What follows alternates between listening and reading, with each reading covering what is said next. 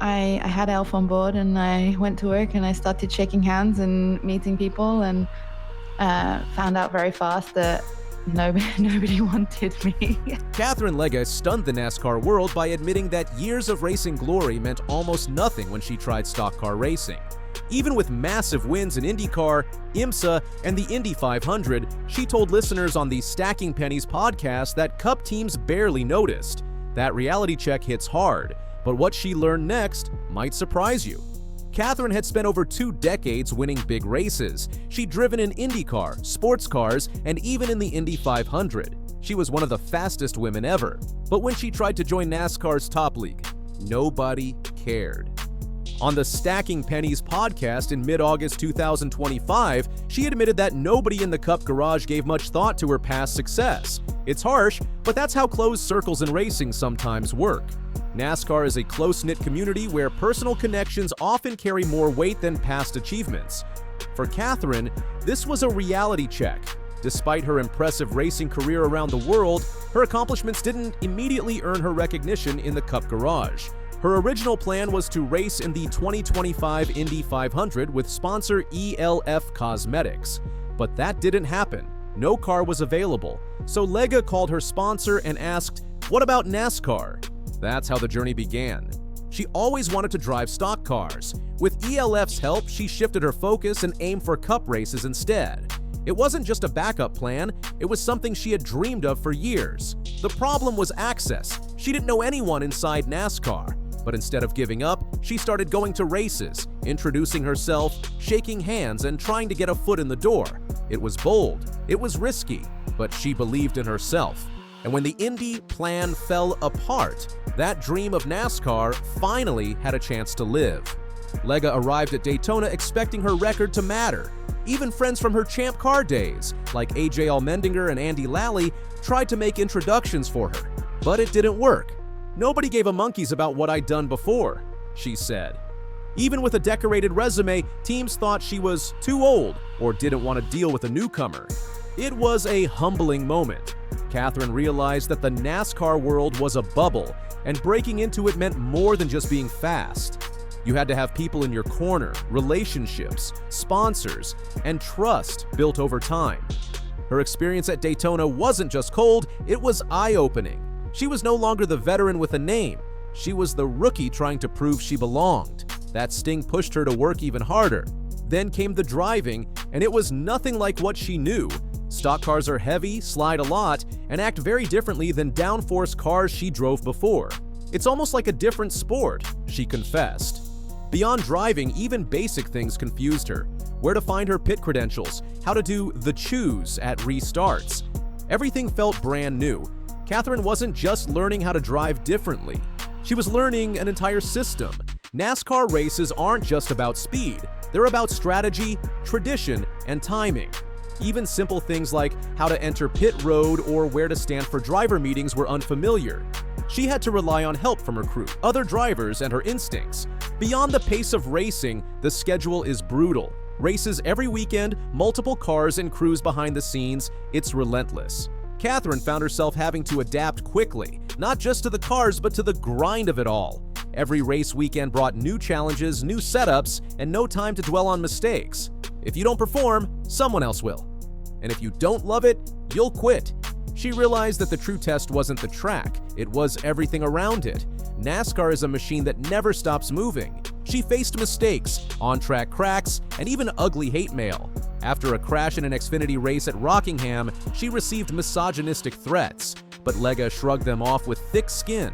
She chose to let her driving do the talking, and when things went wrong, she didn't crumble. She showed up, again and again. Her resilience became her armor. While others doubted, she trained harder, asked more questions, and stayed focused. Racers talk a lot about grit. Katherine lives it. Every insult, every bad finish, every crash, she used it all as fuel. All the struggle paid off when she finished 19th at the Chicago Street Race in July 2025. It was the first top 20 Cup finish by a woman since Danica Patrick in 2017. That result turned heads and proved she could hang with the best. More races followed. She joined both Xfinity and Cup events at Indianapolis Motor Speedway, Watkins Glen, and Las Vegas. The Chicago race wasn't just a number on a sheet, it was a breakthrough moment. For the first time, people outside her team started paying attention. She proved that she wasn't just there to make up the numbers. She belonged. And that performance gave her leverage. Suddenly, other teams were interested. Fans started cheering, and young girls watching at home saw what was possible. That single race started to shift the story from doubt to belief. Legge's most powerful words came on Stacking Pennies. Listen as much as you talk. The car can teach you, and everyone in the garage can teach you. She also talked about getting out of her own head and trusting instinct in the car. She urged new drivers to ignore social media noise and focus on what they can control. Her message wasn't just for racers, it was for anyone chasing a dream. Despite how hard it's been, she sees change. NASCAR is opening up to diverse voices and authenticity. She praised how now someone can be girly and still like racing cars and be supported for being herself. Her partnership with e.l.f. gives her credibility and shows women belong in the sport. For Katherine, that shift is deeply personal. She's raced in series where women were barely tolerated, let alone celebrated. But in today's NASCAR, there's more room to be different. More drivers are speaking up, sponsors are backing diversity, fans are more inclusive. It's not perfect, but it's improving. Katherine believes that culture isn't just changing from the top down, it's changing from the drivers, the fans, and the garage up, and she wants to be part of that shift, helping the next wave feel welcomed and respected. The 2025 season isn't over, she still has a few more cup races lined up, and her team, led by manager Clint Briney, is lining up opportunities for 2026 already. She's building momentum, reputation, and respect. Her story isn't just about one driver, it's about what can happen when determination meets opportunity. She's already hinted at bigger goals for next season, including a full-time seat if sponsorships align. More importantly, she wants to prove that her success isn't a fluke. Every race, she learns more, gains more fans, and earns more trust. Her future isn't set yet, but one thing is clear: she's not done. Katherine Legge is just getting started in NASCAR, and her next chapter might be the most exciting one yet. Your social media post, it's good for clicks, bad for results. The Iowa Corn 350 wasn't just another race. It was a boiling point for Carson Hocevar. After a controversial incident involving Zane Smith, NASCAR veteran Denny Hamlin didn't hold back. On his podcast, Hamlin called out Hocevar's attitude, warning that it could cost him big in the future. This is more than just a race rivalry, it's a warning for the young driver. NASCAR fans are no strangers to drama on the track, but the Iowa Corn 350 race took things to another level when Carson Hocevar and Zane Smith collided on lap 229. What was supposed to be a regular race quickly turned into a heated controversy. After a loose moment on the track, Hocevar's car made contact with Smith's, sending him into the wall and ending his day. While Hocevar continued, finishing 8th, things were just getting started. The real fireworks came after the race, when a furious confrontation unfolded. And it wasn't just Zane Smith's crew chief who had words for Hocevar. NASCAR star Denny Hamlin weighed in as well, calling out the young driver for his attitude. It all started on the final stage of the race at Iowa Speedway.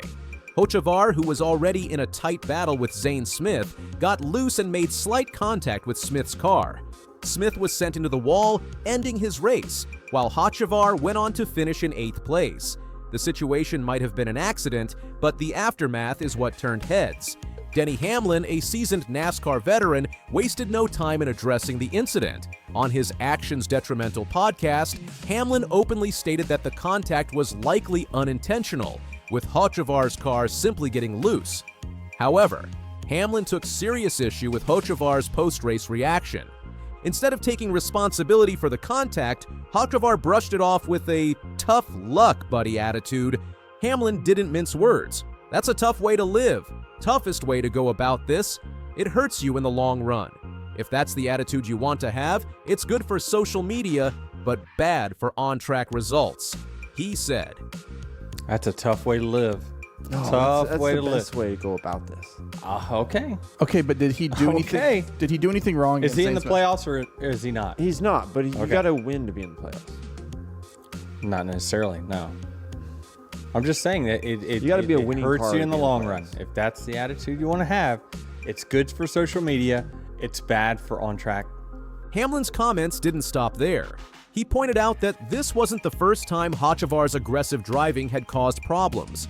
The 22-year-old driver, who has earned the nickname Hurricane Hocevar for his reckless tendencies on track, has already had several confrontations with other drivers in the 2025 season.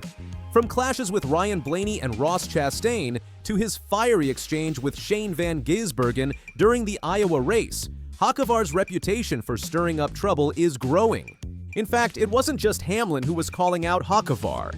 After the Iowa incident, Zane Smith's crew chief, Ryan Burgundy, confronted Hocevar in a post-race interview, accusing him of being reckless and showing no remorse for the damage caused. Hocevar, instead of apologizing, continued to maintain his defiant stance, even posting a cryptic message on social media later that day. Hamlin, speaking from years of experience, warned Hocevar that his current approach might feel good for social media clicks, but could cost him dearly in the long run. You're going to be in contention, and someone is going to clean you out. But you're going to be in contention. If you're on the team, you're going to be in contention for a win, and someone's going to clean you out, and they're going to say, Hamlin predicted. He compared Hocevar's behavior to the early years of Joey Logano, another driver who was criticized for his lack of accountability.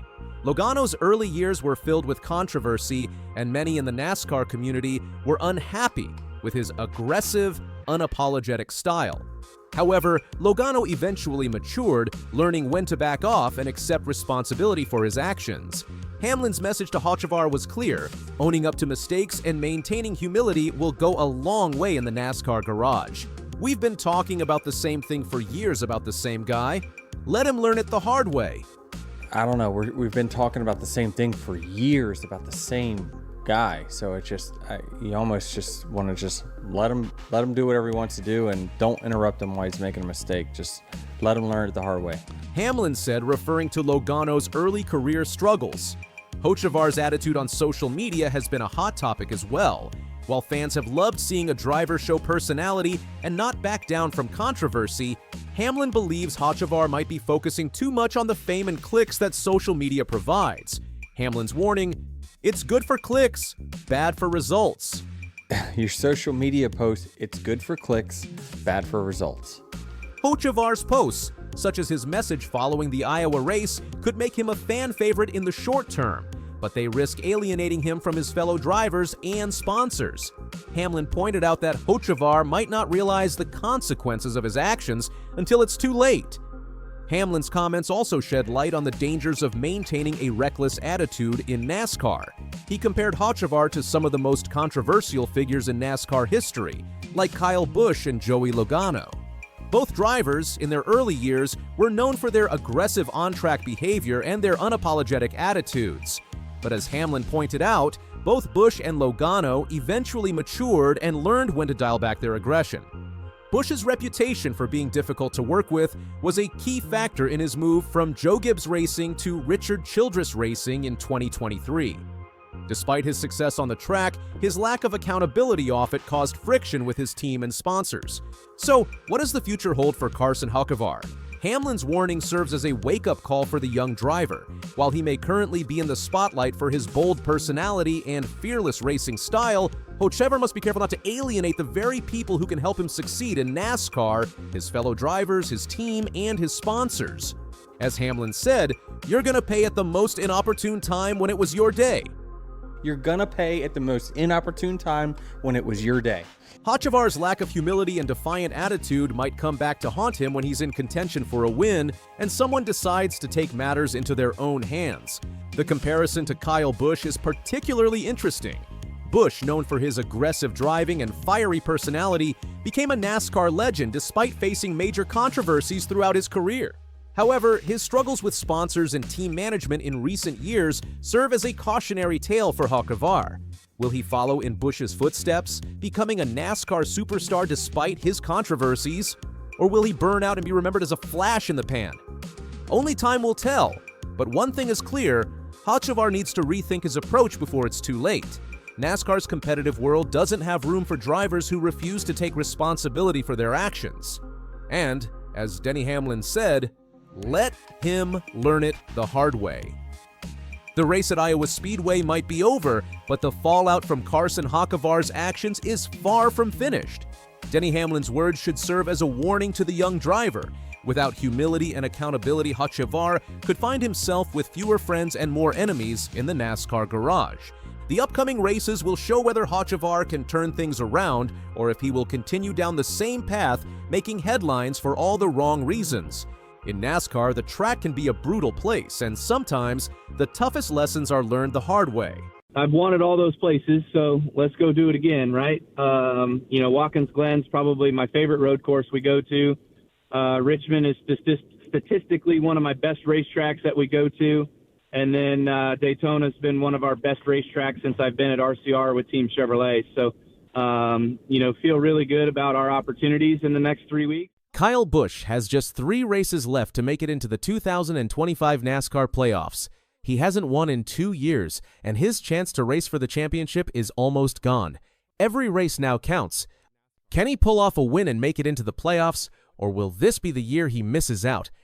Kyle Busch is a famous NASCAR driver known for his strong racing and many wins, but now he's facing one of the hardest parts of his career. The 2025 season has been tough for him, even though he has won a lot in the past. Right now, it's not clear if he'll make it into the NASCAR Cup Series playoffs. With only 3 races left in the season, he doesn't have much time to turn things around. As it stands, Kyle Busch is 19th in the standings, far outside the coveted top 16 spots that will advance to the playoffs. His current position is a far cry from the dominance he's known for in NASCAR. With just 3 races remaining, Busch's only hope for playoff qualification lies in a win.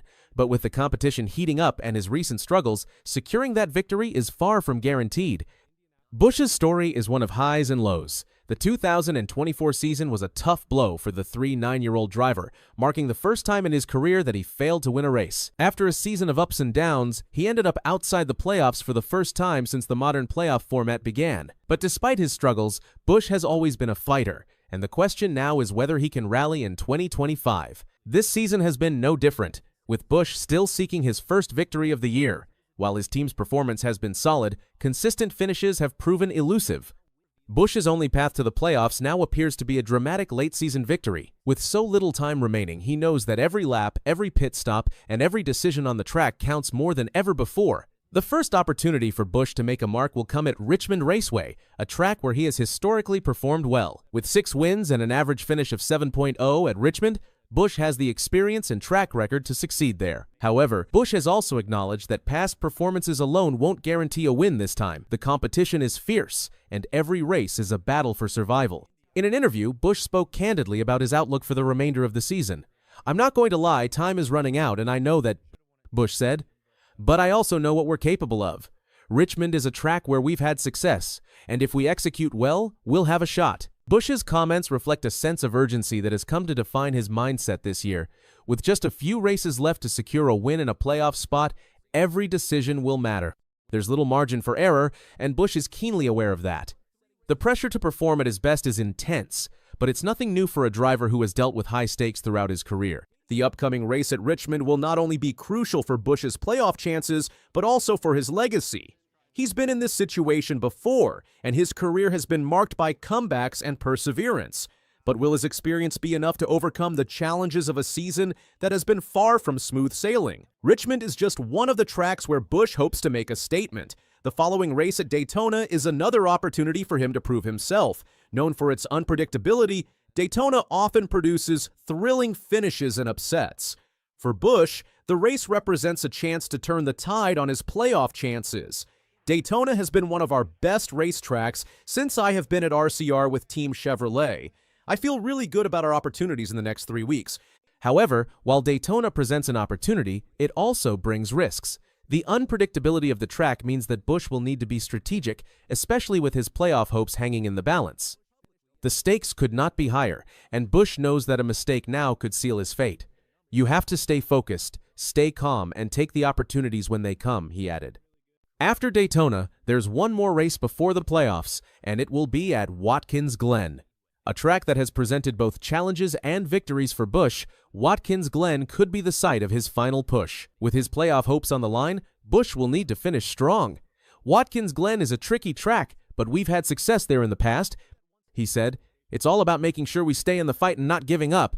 The remaining races of the season are critical for Busch. Each one presents a new challenge, but each also provides an opportunity to secure a win and punch his ticket to the playoffs. With the clock ticking down, Busch is focused on doing whatever it takes to make the playoffs. "We can't afford to leave anything on the table," he said.